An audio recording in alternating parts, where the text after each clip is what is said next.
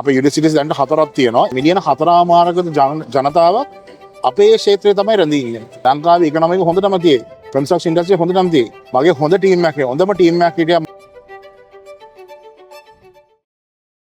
අයිබෝවන් ශ්‍රී ලංකා වාස්තු විද්‍යාඥයන්ගේ සංගමයේ 44 වන සැසිවාරයට සමගාමීව පැවැත්වෙන ආකිටෙක්ට් 2026 ප්‍රදර්ශනයට සමගාමීව පැවැත්වෙන පොඩ්කාස්ට් සීරීස් එකේ අද අපි මේ වෙලාවේ කතා කරන්නේ මේ ප්‍රදර්ශනය පවත්වන්නේ ඇයි, වාස්තු විද්‍යාඥයන්ගේ සංගමය කියන්නේ මොකක්ද, ඔවුන්ගෙන් සිද්ධ වෙන කාර්යභාරය මොකක්ද, මේ පිළිබඳව බොහොම සුවිශේෂී පුද්ගලයෙක් අද අපි හා සම්බන්ධ වෙනවා. ඒ අප වාස්තු විද්‍යාඥයන්ගේ සංගමයේ උපසභාපතිතුමන් වරලත් වාස්තු විද්‍යාඥ දිනුක් සේනානායක. ඔහු වරලත් වාස්තු විද්‍යාඥයන්ගේ සංගමයේ උපසභාපතිතුමන් පමණක්ම නෙමෙයි, ඔහු ප්‍රදර්ශනයේ සංවිධානයේ කමිටුවේ ප්‍රධාන සමාජිකයා සභාපතිත්වයක් දරනවා. ඒ නිසා ඔහු තමයි සුදුසුම සම්පත්දායකයා මේ වෙලාවේ අපිට මේ ගැන කතා කරන්න. ආකිටෙක්ට් දිනුක් අපි කතා කරමු.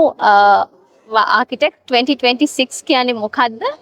මේ වෙළඳ ප්‍රදර්ශනය සහ සැසිය පිළිබඳ අපි කෙටි හැඳින්වීමක් කරමු අපේ ප්‍රේක්ෂකයන්ට. ආකිටෙක්ට් 2026 ගැන කතා කරන්න ඉස්සෙල්ලා අපි ආකිටෙක්ට් එක්සිබිෂන් එකේ හිස්ටරි එක බලමු. ආකිටෙක්ට් එක්සිබිෂන් එකේ හිස්ටරි එක 1982 දක්වා මේ දීර්ඝ කාලයක් තිස්සේ පවත්වාගෙන එන ප්‍රදර්ශනයක්. මේක ජාත්‍යන්තර තලයේ මට්ටමේ පවත්වන ප්‍රදර්ශනයක්. ඒ කියන්නේ අවුරුදු 44ක් මේක ප්‍රදර්ශනය කරලා තියෙනවා. අවුරුදු 44ක් නොකඩවා. එතකොට ලංකාවේ තියෙන කීර්තිමත් ඉහළම තත්ත්වයේ වැඩිම ජනතාවක් පැමිණෙන මේ කන්ස්ට්‍රක්ෂන් ඉන්ඩස්ට්‍රි එකේ, ඒ කියන්නේ ඉදිකිරීමේ ක්ෂේත්‍රයේ තියෙන ලොකුම දැවැන්තම එක්සිබිෂන් එක තමයි මේක තියෙන්නේ. ඒ වගේම අපි වාස්තු විද්‍යාඥයන්ගේ සංගමය කියලා කියන්නේ අපි සංගමයක් විදිහට 1957 ආරම්භ වෙලා 1976 පාර්ලිමේන්තු පනතකින් සම්මත වෙලා වසර 44ක් පුරාවට මේ වෙනකොට මේ ප්‍රදර්ශනය පැවැත්වෙනවා. අපි කතා කරමු ඇයි මේ වගේ ප්‍රදර්ශනයක් අවශ්‍ය, වාස්තු විද්‍යාඥයන්ගේ කාර්යභාරය මොකක්ද, අපේ රටක් විදිහට අපිට ඔවුන්ගේ ඉන්පුට් එක අපිට කොහොමද දෙන්න පුළුවන් කියලා. ලක්වැනි වාස්තු විද්‍යාඥ ආයතනය ආරම්භ කර 1957. 1956 වාස්තු විද්‍යාඥ කීප දෙනෙක් එක්ව වෙලා අවශ්‍යතාවය දැනුණා මේ වගේ ආයතනයක් පිහිටවන්න. ලංකාවේ තියෙන පරණම ආයතනයක්, වෘත්තීය ආයතනයක්. 1957 පිහිටපු මෙම ආයතනය 1976 පාර්ලිමේන්තු පනතකින් සම්මත වෙලා මේ පනත කීපයකින් ඒක වැඩි දියුණුවක් වෙලා තියෙනවා. ඒවකට තිබ්බ සමාජිකයන් සංඛ්‍යාව කීප ගුණයකින් මේ වැඩි වී දැනට සමාජික 1850කට වැඩි සමාජික පිරිසක් මේ රෙජිස්ටර් වෙලා තියෙනවා. ඒ කියන්නේ 150ක් විතර ලංකාවේ නෙමෙයි පිට රටවල ඉන්නේ. හැබැයි ලංකාවේ තියෙන විශේෂම වෘත්තීයක වෘත්තිය පිළිබිඹු කරනවා. අපි ට්‍රේනින් එක අවුරුදු 5ක් විතරට වඩා කාලයක් අපි අධ්‍යාපනය ලබන්න ඕනේ. ඒ කියන්නේ අපේ යුනිවර්සිටිස් දැන් 4ක් තියෙනවා. ඒ යුනිවර්සිටිස් 4න් අධ්‍යාපනය ලැබලා අවුරුදු 5කට වැඩි කාලයක් අවුරුදු 2ක ට්‍රේනින් එකක් ලබලා ඊට පස්සේ තමයි චාටර් එක කරන්නේ. ඊට පස්සේ තමයි අපි චාටර් ආකිටෙක්ට් කෙනෙක් හැටියට එළියට යන්නේ. එතකොට දොස්තර කෙනෙකුට ඉගෙන ගන්න කාලයට වඩා වැඩි කාලයක් අපේ චාටර් ආකිටෙක්ට් කෙනෙක් අධ්‍යාපනය ලබන්න ඕනේ. දෙවෙනි ප්‍රශ්නේ තමයි මේකේ කාර්යභාරය. ආයතනයේ කාර්යභාරය කියන්නේ වාස්තු විද්‍යා ක්ෂේත්‍රයේ වෘත්තිමය තත්ත්වය ඉහළ නැංවීමත්, අධ්‍යාපනය, built environment, architecture and built environment කියන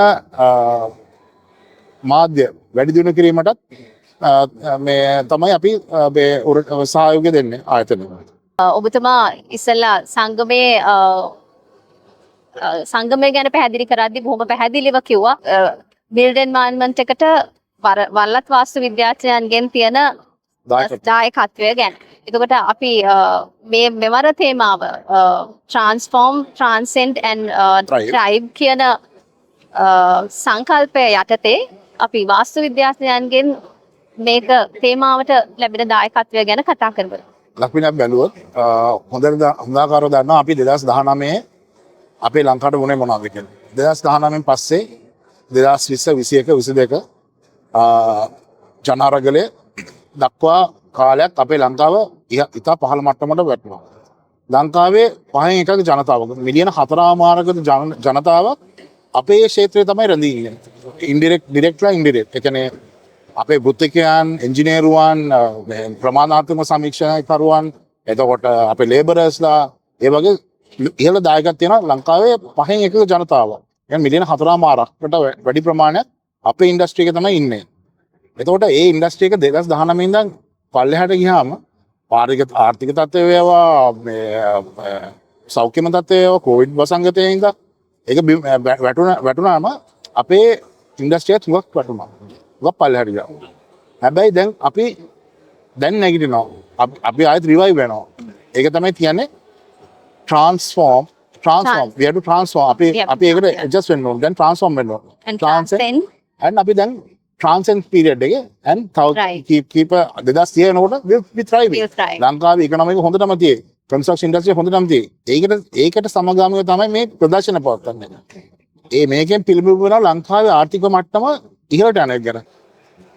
ඔබතුමා බොහොම පැහැදිලිව කිව්වා වගේ අපි 2019 වෙච්ච සිදුවීම් එක්ක ඊළඟට 2020 කොවිඩ් අර්බුදයත් එක්ක ඊළඟට 2021 2022 අරගලයත් එක්ක ඉදිකිරීම් ශ්‍රේෂ්ඨය දැවැන්ත විදිහට affect වෙච්ච කාලයක්. එතකොට දැන් 2026 වෙනකොට බොහොම හරිම පියවරෙන් පියවර දියුණුවක් ලැබලා හරිම ඉහළ තලයකට 2030 වෙනකොට අපේ ඉස්සරහට අනාගතය ඉහළම තලයකට අපි දැන් මම ඉස්සලා කිව්වා කීර්තිමත්ම වැඩිම ජනතාවක් ඇටෙන්ඩ් වෙන ලංකා විශාලතම ප්‍රදර්ශනය කියලා.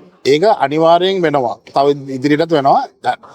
ලංකාවේ සම්පූර්ණ මේ සමස්තයක් වශයෙන් ගත්තොත් අපේ කන්ස්ට්‍රක්ෂන් ඉන්ඩස්ට්‍රි එකේ මේ මොනිටරින් මේ සාම්පල් එක තමයි ඉකොනොමික් එක සාධකයක් තමයි ඉකොනොමික් ග්‍රෝ වෙන සාධකයක් තමයි කන්ස්ට්‍රක්ෂන් ඉන්ඩස්ට්‍රි එක. අනිවාර්යෙන් කන්ස්ට්‍රක්ෂන් ඉන්ඩස්ට්‍රි ග්‍රෝ වෙනවා කියන්නේ ඉකොනොමික හොඳ වෙනවා. ඒක අපිට පේනවා දැන් ඉකොනොමික හරියනවා. ඉන්වෙස්ටර්ස් ලංකාවට එනවා. කොන්ෆිඩන්ස් එක තියෙනවා. අපේ මේ ඉදිරිගිරීම ක්ෂේත්‍රය ගැන ලංකාවේ ප්‍රතිපත්තීන් ගැන මේ වෙනත් රජය ගැන එහෙම මේ කොන්ෆිඩන්ස් එකක් තියෙන ඉඳ තමයි ඉන්වෙස්ටර්ස්ලා වෙන රටවල් වලින් ලංකාවේ ඉන්වෙස්ටර්ස්ලා අලුතෙන් මේ ඉදිරිගිරීම ක්ෂේත්‍රයට දායක වෙන්නේ. ඒකයි මේ අපේ ඉදිරිගිරීම ක්ෂේත්‍රය දැන් මේ ඉහළ යන්නේ. මේ ඉහළ යන පටන් ගන්න තියෙනවා. ඉතින් අනිවාර්යෙන් මේ ට්‍රෙන්ඩ් එක ඉදිරියට තියෙයි කියලා මම බලාපොරොත්තු විශ්වාස කරනවා. ලක්ෂණي අපිට අභියෝගය තියෙනවා.